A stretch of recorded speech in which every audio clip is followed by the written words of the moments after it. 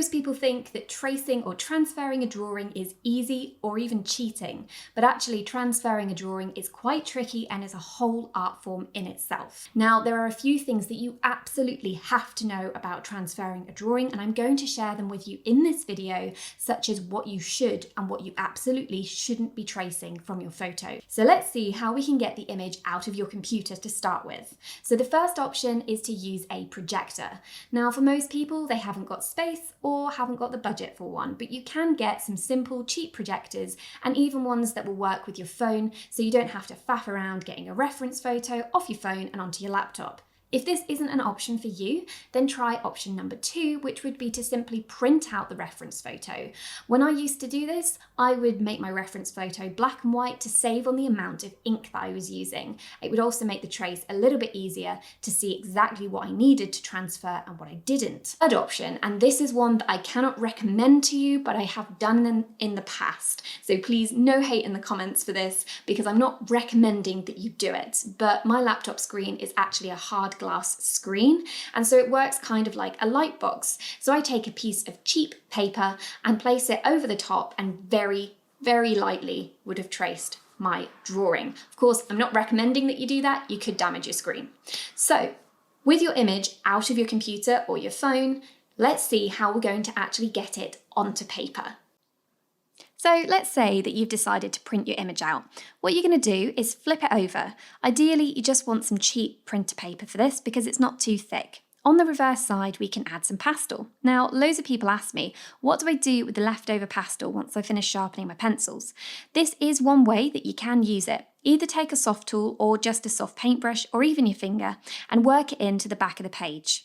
Depending on the colour of pastel paper that you're going to be using for your work, you might need to use quite a dark or quite a light tone of pastel for it to show up, but just experiment. If you don't like the sound of that, then you can use a pastel pencil on the side like this, or you can even just use a pastel chalk or some charcoal. Really, the options are endless, providing that it's a dry media. Once you've done that, make sure that you tap the paper off. If you don't tap it off, you'll end up with lots of excess pastel stuck in your paper. Now, I did mention at the beginning, you don't want to trace everything you can see. And here are some paintings I've done, and I've not traced the outline at all. I'm just drawing them freehand. And I've done it with oil paints. Now, when people paint with oils, it's really quite easy to group the lights and the darks together because it's a beautiful, thick medium. It's a bit more difficult with pastel pencils because they're designed for details. But when you trace, you want to think about it like an oil painting. So on the screen, what I'm showing you now is how I would think about a reference photo.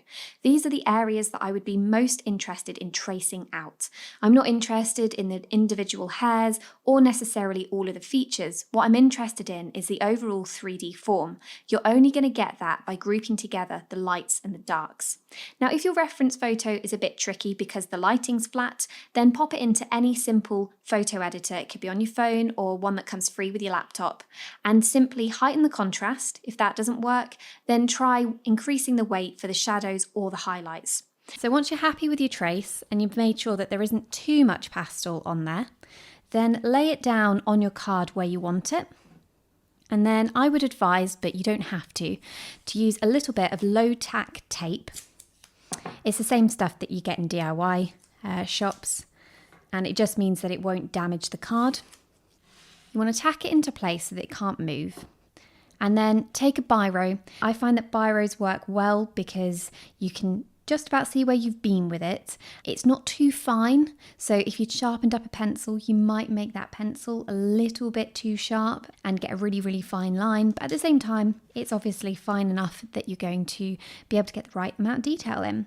And then start to trace your lines. Now, what I would suggest you do is trace a few of them and then carefully lift one of the corners to make sure that the trace is coming off properly. You might not have enough pastel down, might not be pressing hard enough, might be pressing too hard. So I'm just going to try and keep a consistent pressure. You don't want to press too hard because if you do press too hard, you end up with divots in your paper and it's a little bit difficult to get the pastel to go and sit into them. Okay, so once you've done your first pass, don't take all of the tape off, just take off the top two or the bottom two pieces and have a look. and I've got a really good trace there. I can see the eyes, I can see the nose, and I can see the overall outline of the features. Check that you're happy with your trace before you move your paper completely off the page, because obviously once you've moved it, you can't get it back again.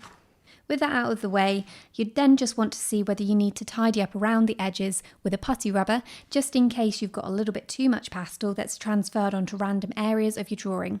If, like me, it looks absolutely fine, then we're ready to move on to the next step. So there you have it.